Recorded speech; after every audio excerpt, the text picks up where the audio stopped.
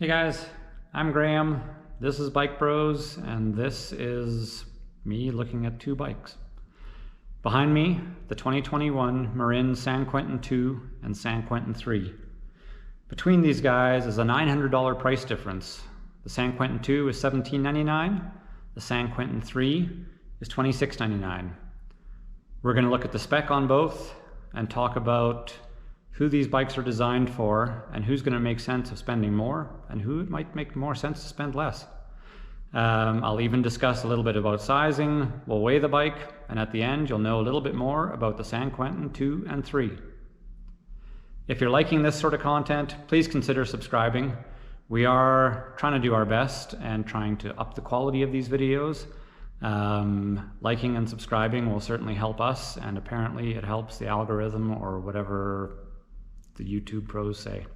So let's take a closer look at these bikes. Thanks. Alrighty, so this is the 2021 Marin San Quentin 2. We'll just have a quick look at the spec on this guy. To start with, we're looking at a size small on this guy, so you'll notice the frame on this. We have a pretty small little gusset there. That's one of the ways you can tell the difference between the frames on these different models. That's a size small. That's a size large. So that's just one of the details, things that change between sizes on the frame. So to start with, we have V-tire flow snap tires, 27.5 by 2.6 on this guy. These are a wire beaded tire, and that in turn means, I'm just going to show you the tread on here, that these are not a tubeless compatible tire. So something to take into account if you really had your heart set on a tubeless setup, these tires won't work for that. On the drivetrain end of things, this is the brand new for 2021 Deore 11-speed drivetrain. So on here we actually have an 11 to 51 tooth cassette. This is a clutch type derailleur, just meaning that we have a very strong spring in there.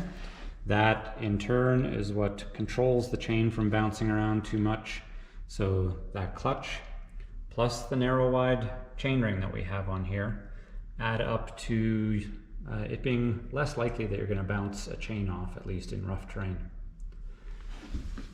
We have internal cable routing. This is one of the big changes for the 2021 version of the San Quentin. There wasn't really a geometry change, but they did that little bit of an update to the frame. We have room for a water bottle on here. We have a long straight seat tube on there, which means that it's pretty easy to get a long dropper post and run it with a lot of droppers sticking out. On this model we have a Trans X dropper seat post, so a little bit of a budget version, but still functions really well. We have a no-name sort of a crank on here, though it does have an external style bottom bracket bearing, which helps to give us a little bit of a stronger setup, and it is a two-piece design, as we see by the bolts on the end there. The one and only complaint I would have about this bike is the stock pedals are a relatively cheap pedal, but this is becoming so standard these days that you have to upgrade pedals on a brand new bike because the stock pedals are either not great or because so many bikes just come without pedals. Moving to brakes, we have the Shimano MT201 brakes on here. So this is a relatively entry-level but still hydraulic disc brake setup on here. The Deore 11-speed shifter. We have a Marin cockpit, so their 35mm long handlebar, or 35mm long stem, 780mm long handlebar. Nice to see these are actually lock-on grips on here. On the front of this bike, we've got the new head tube badge for 2021, and we also see that that's a tapered head tube on the bike, which allows for a tapered steer tube on the fork. That will increase stiffness on the front end compared to anything that would have a straight steer tube, straight head tube, fork and frame setup. The fork on this is a Rock Shox Recon. It's got 130 millimeters of travel. It is an air fork with some compression adjustment on there, as well as rebound adjustment. So that means that it's going to do all those major things that you need to have a fork that actually performs properly. You can adjust your air pressure to match your body weight, and then afterwards you adjust the rebound to match the PSI that you've put in your fork. It is a through axle fork. That goes along with the fact that the San Quentin 2 and 3 both are a through axle frame and rear hub. We'll just show you the disc brakes on there. We have a 7-inch center lock disc brake rotor. Just show you the other side, showing those internally routed cables. This is your dropper cable and the way it's routed, and the rear brake. I really like this color. I think they did a really good job on this. So that is your highlight of the San Quentin 2.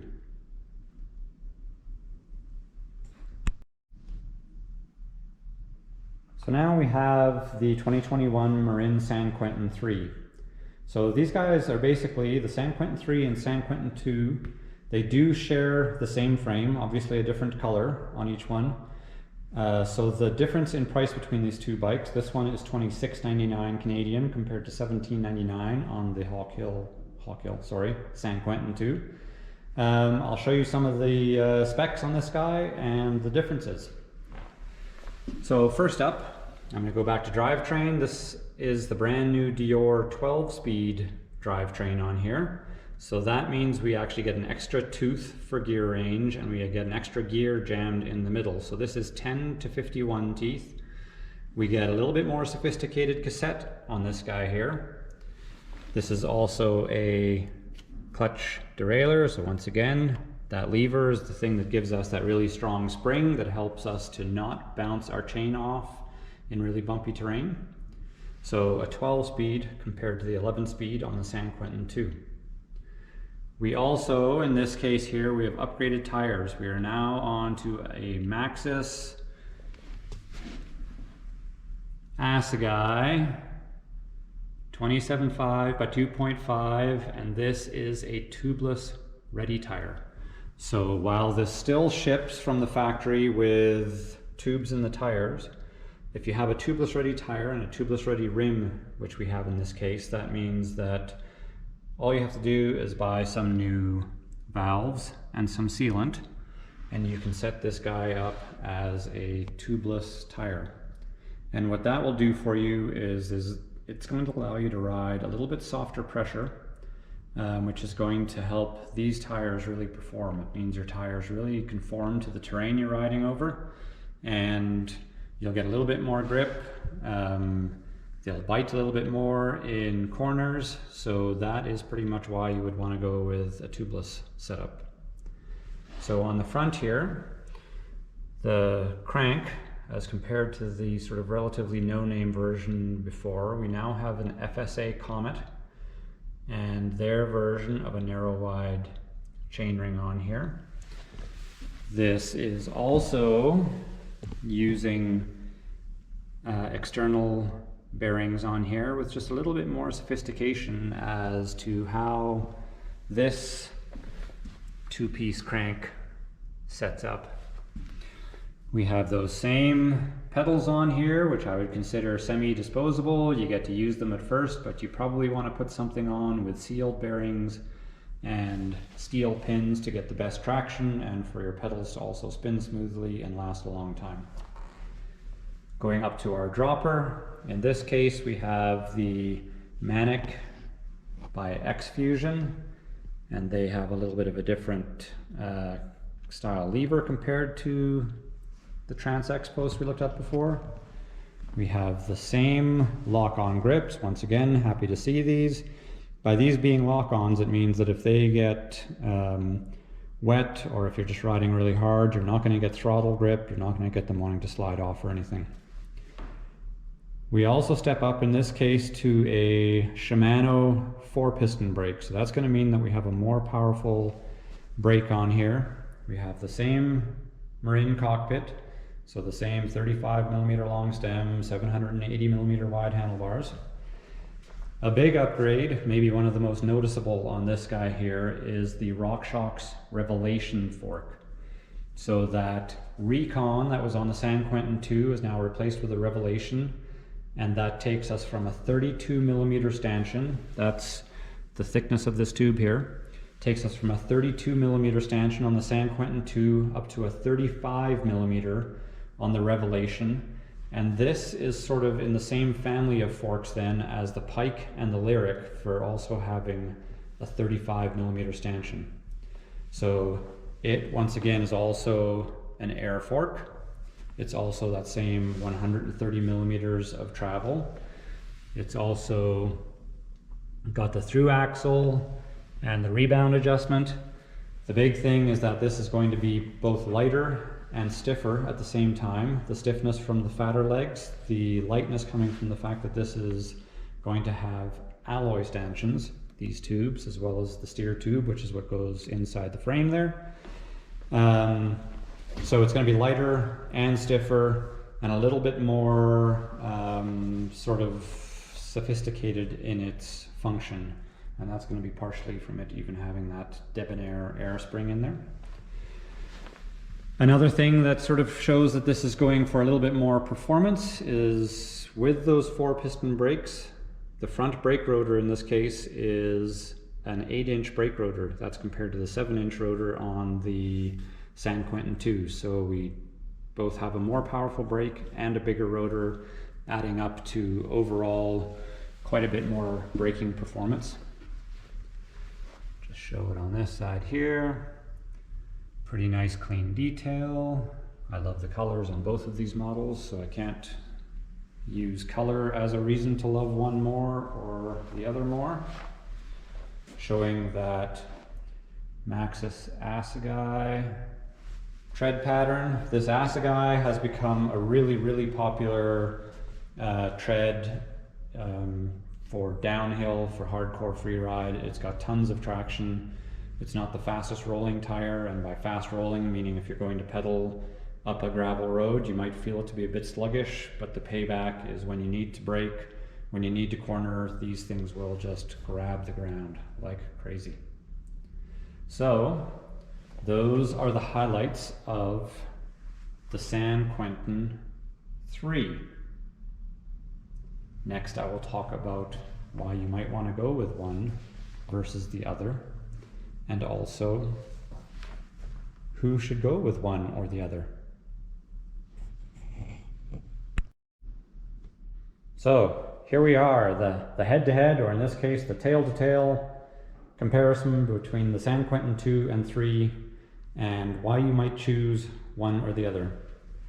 I'll start with this guy here. So the San Quentin 2, what I imagine the ideal buyer of this bike is somebody who's maybe started on a hardtail that was maybe a $700 hardtail. They realize that they want to get a little bit more into riding. They're feeling a little bit sketched out when it comes to steeper descents or into bumpier terrain. They're looking for some more confidence. They want to step up. They want a dropper seat post. They want to get into some air suspension, maybe some a little bit more powerful brakes than what they had on their first hardtail. And they're looking for the simplicity of a 1x drivetrain. For that person, I would say this bike is going to work out perfectly. It's going to give you great confidence. We've got a 65-degree head tube angle and a 75-degree seat tube angle. That combination, the head tube angle, is going to make this bike quite stable and confidence inspiring, and that makes both going at higher speed or going down steeper descents, it's just going to make you feel that much less likely to be tossed over the handlebars. So that is kind of our key person that's going to go for this guy here.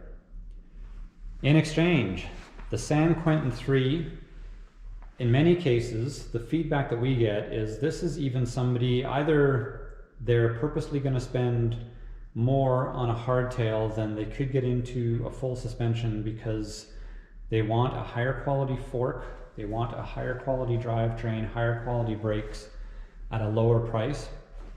Or in many cases what we see is it's somebody who already has a full suspension and they kind of have been drawn in by the romantic allure of a really cool hardtail.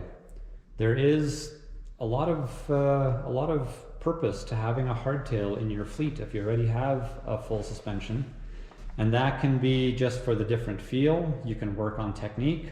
This will be a more fun bike if you have some local more trail or more jump oriented trails, or if it even comes to shoulder season and you're going to be riding in a little bit more muck and you just don't want to be spitting up a bunch of mud into your even more expensive suspension, either on the fork or your rear suspension.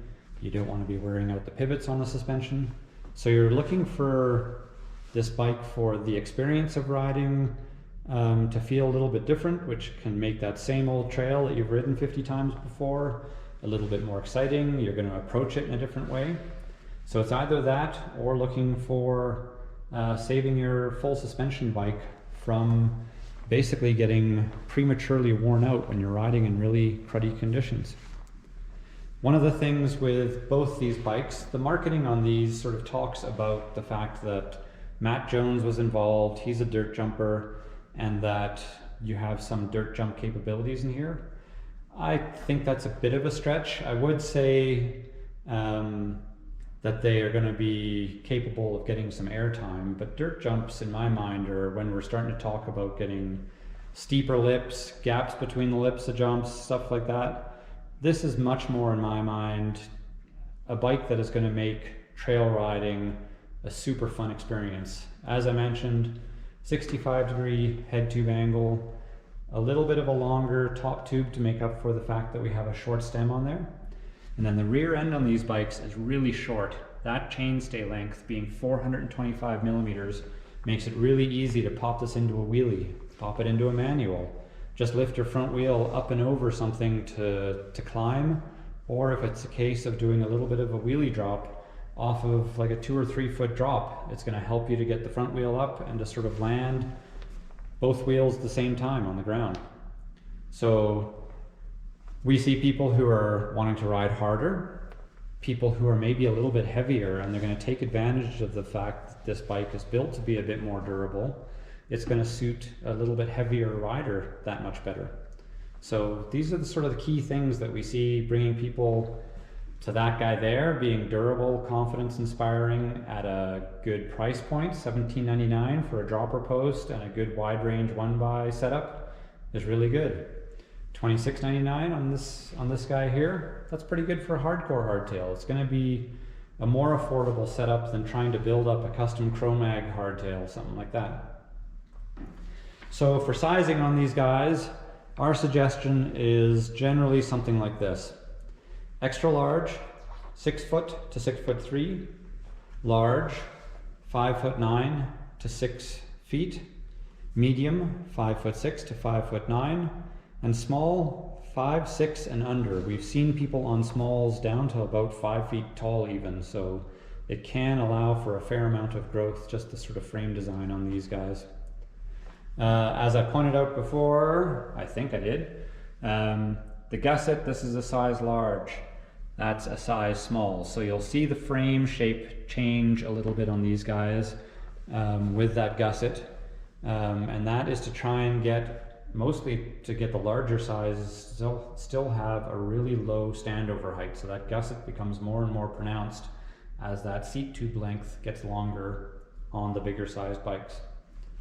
Another thing to mention between these guys is there is about 1.5 pound weight difference between these two. This guy here, about 31 pounds. That guy there, actually about 33 pounds, so maybe it's a couple pounds difference. That comes down to this aluminum stanchion and steer tube fork on this. Probably a little bit to that cassette, and then to those cranks. That is where you're saving your weight on this guy. So by spending a little bit more, as the old adage goes, you spend more, you get a little bit lighter bike. So that is the Marin San Quentin 2 and 3, and hopefully giving you some advice that might help you to decide which one is for you, or that you just get both of them. That's the easiest way if you can't decide. I'm Graham. This is Bike Bros. Please like, please subscribe, and I'll try and keep on making more videos that help you to sort of understand the spec on bikes and maybe if a bike is right for you. Thank you.